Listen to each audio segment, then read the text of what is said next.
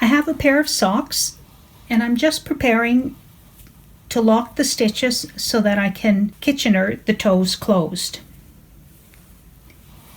If you look carefully, you can see the safety pin that we put in place.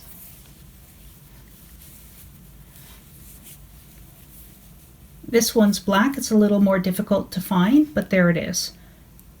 And that's going to help for me to find the start and the finish of this toe. Here is the excess yarn that I'm going to use to stitch it closed. Before I do that, I need to press them. I use a pressing cloth because there's nylon in my sock yarn. If you don't use the pressing cloth and your iron is too hot, you're going to melt that iron. Wool can take a lot of heat, but the nylon can't. It's just a cotton pressing cloth. I lay it over my sock and I press with steam. I'm just going to flatten the crocheting cotton out of the way. And using steam, I'm going to press.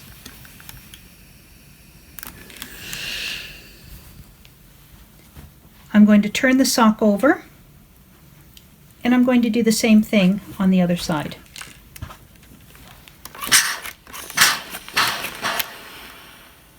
I use a lot of steam.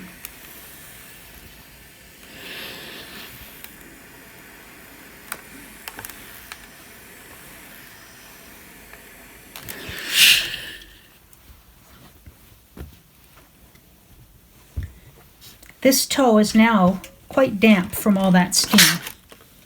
Steam and heat, it will lock all of the stitches in place.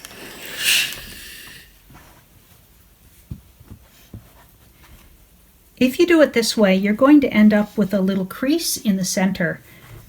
The little crease doesn't bother me. However, you could just fold your sock flat, fold the toe out of place, and then just give it a short little press just on the end to get rid of that seam.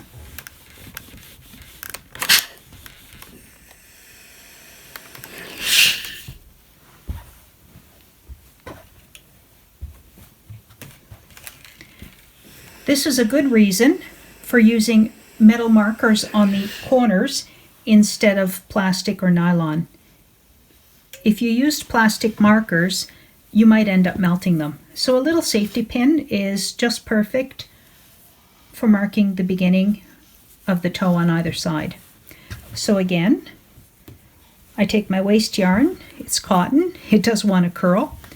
So I just lay it flat, put my pressing cloth on top, and lay the iron on. You don't want to stretch the fabric. Using a pressing cloth helps keep it from stretching.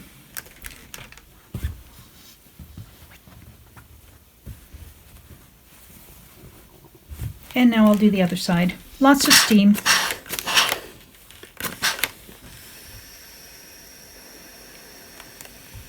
I'm using a wool setting on my iron, but like I said, you can't use a wool setting directly on your sock, especially if you have nylon added, if it's a sock yarn. It will melt and it will stick to your iron. Ask me how I know. So this is quite hot, it's damp. You have a little crease on either side. We can lay the toe down, put the pressing cloth on it, and give it a short little press just to get that seam out if you like.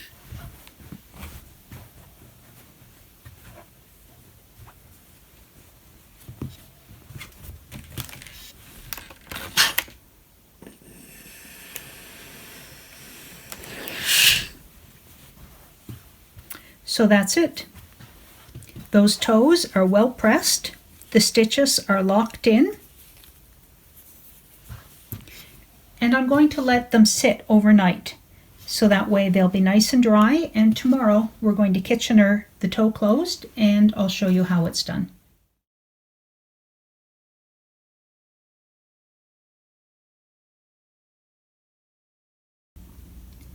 I am now going to Kitchener my toe closed. In order to proceed, we need to remove the waste yarn.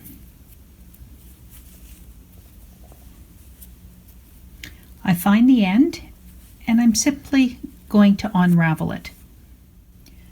Once I unravel my waste yarn, I wind it back onto a cone and I reuse it. So I'll use that for the next sock. This is the sock with the waste yarn removed.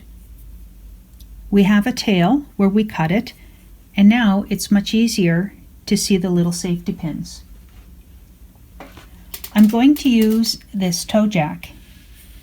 It was made by Bobbin Boy, and I had asked to have a two-sided toe jack made, a larger side for adult socks and a smaller end for children's socks. I had also asked to have a flat section. The reason for that is in case I need to do some darning, I'll be able to get at the heels. So here's the heel of the sock, and there's this flat area here so I could darn the heel. But today I'm going to push it all the way into the end to the toe, and now we're going to proceed to Kitchener. In order to Kitchener, we're going to take that last row and we're going to pull it out.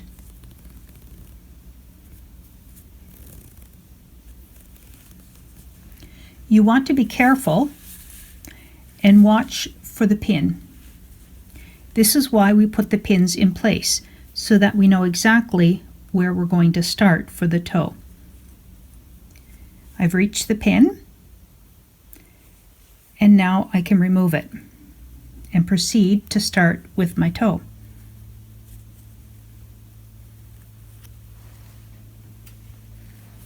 The advantage of taking the extra yarn and doing an extra row is that it puts little kinks in the yarn. This is really helpful because I always struggled with getting the right stitch length, but with the little kinks you simply pull it until the kink locks in place, and then you know you've got exactly the right distance. I'm going to try to zoom in slightly so we can have a better look and see what we're doing here.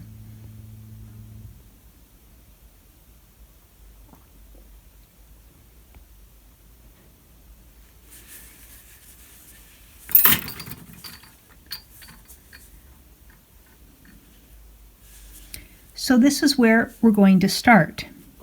I've removed the pin, and here is my first stitch. In order to not have dog ears, I'm going to do 2 stitches at once. So I'm going to go down, down, and then up through the next stitch. You want to be very careful on the first stitch that you don't pull out the stitch on the opposite side. So I hold that stitch in place with my finger, I press down, and now I can gently pull the thread through.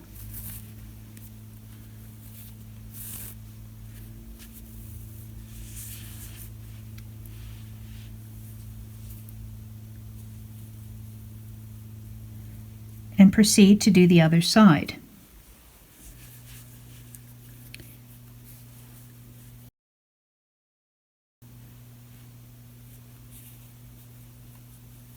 Here is the first stitch. So we go down, down, and then up. By doing this for the very first stitches, we won't get the dog ears. Now that I have things started, I can pull that a little bit snug. You don't want it too tight, but just make it a little snug. And that's how we proceed to do our toes. One side and then the other. We go down and up, and then pull the yarn through. I like to hold my finger on top of the stitch, letting the yarn slide through. by letting the yarn slide through, I don't accidentally pull on that stitch and pull the one out next to it.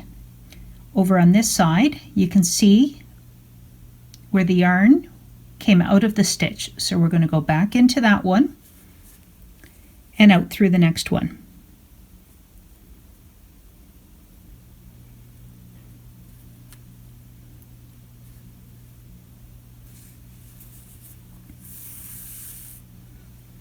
Again, just a little pressure so I don't accidentally pull the stitch out. This is where we came out, so we're going back in and out. One side and then the other. It's that simple.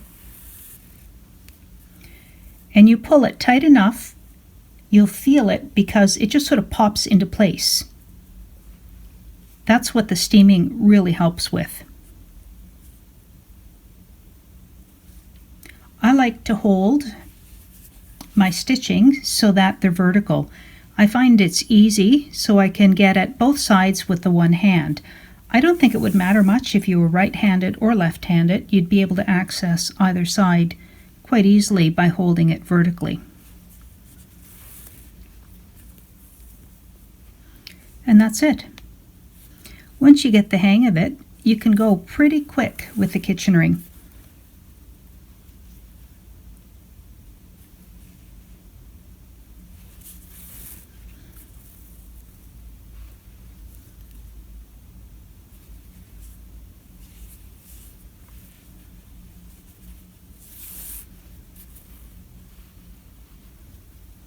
As you can see, this is where I've completed my stitches.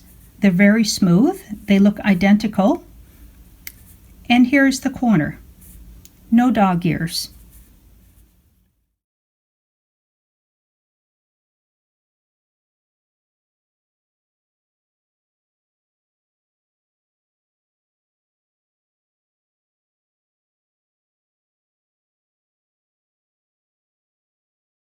You can fix it.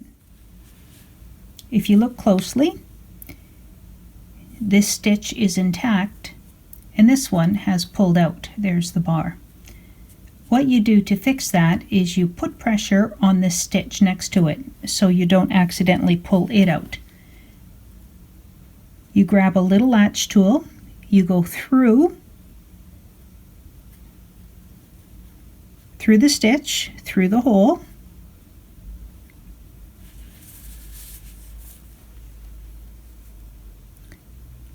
pick up the bar and make sure that you hold that little stitch so you don't accidentally pull it out, and then you re-knit that stitch and let go. That stitch has been knit, so now we can pick it up and darn it.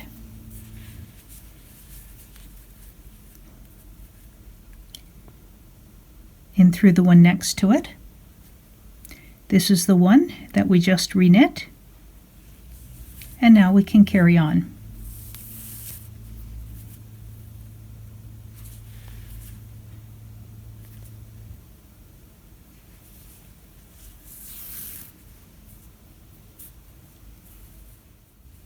I'm now getting near the end of the kitchen ring. If you look closely, here's my pin. I've got 1, 2, 3 stitches left on the left side, 1, 2, 3 stitches left on the right. I'm going to do a couple more regular stitches, in and out,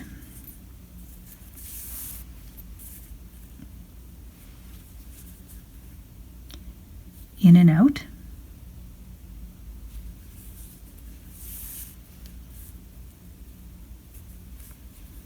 and now I'm down to the last 2.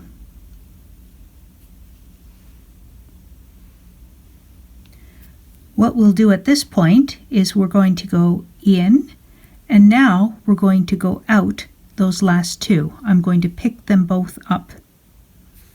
So as you can see, this is where the safety pin comes in really handy. It definitely shows me where I am and what I have left to do. pull that gently.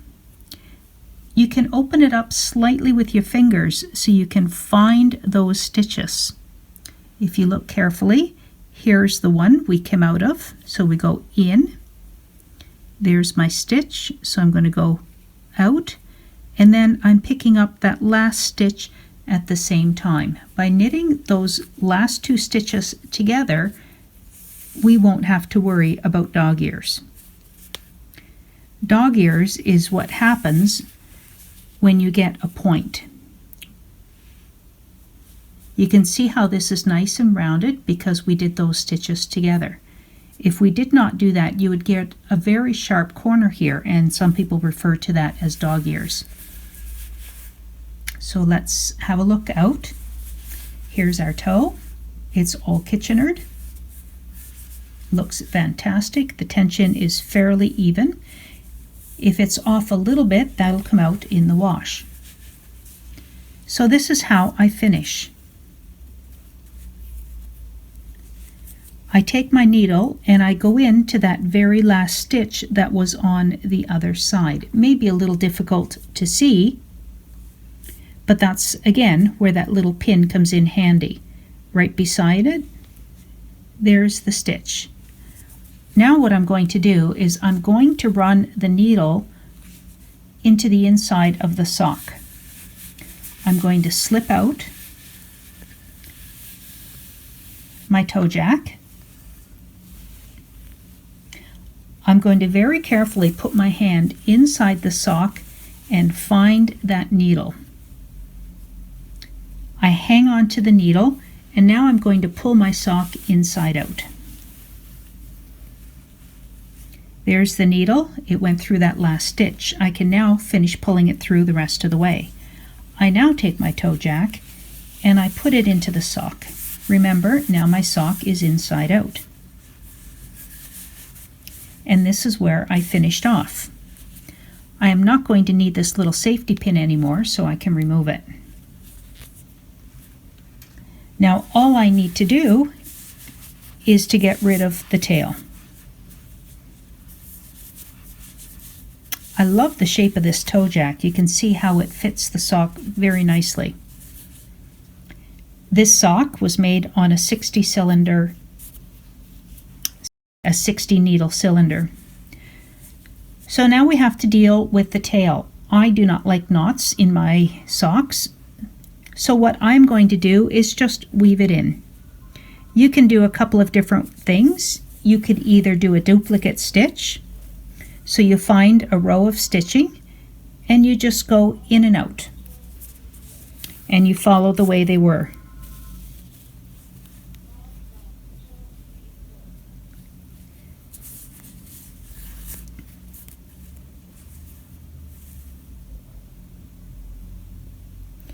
I don't mind doing the duplicate stitch. I find it does leave it a little bit heavier, but it doesn't really bother me. Another way you could finish it off is to run the yarn diagonally. I stretch the sock slightly so I can find where I'm going, and I just take my needle and I run it diagonally through the loops on the back of the sock, like so.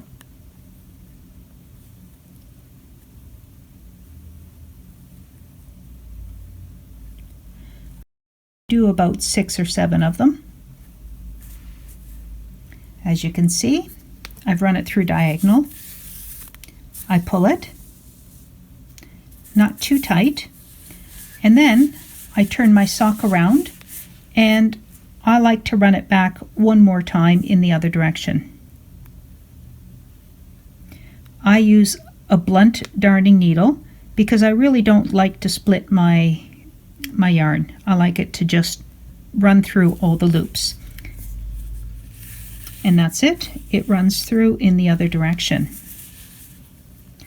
I'll now take and cut my yarn, and voila! We have just Kitchenered our toe. You can see that yarn, but once you wash the sock, you're not going to notice it. I pull out my toe jack. Let's flip the sock inside out. there you have it. Your toe is done and it's ready for washing. As you can see, it's very smooth, it's not ugly, and it looks really nice. If there is any small discrepancy in the stitches, as you can see here, there's a little bit, that's just going to come out in the wash.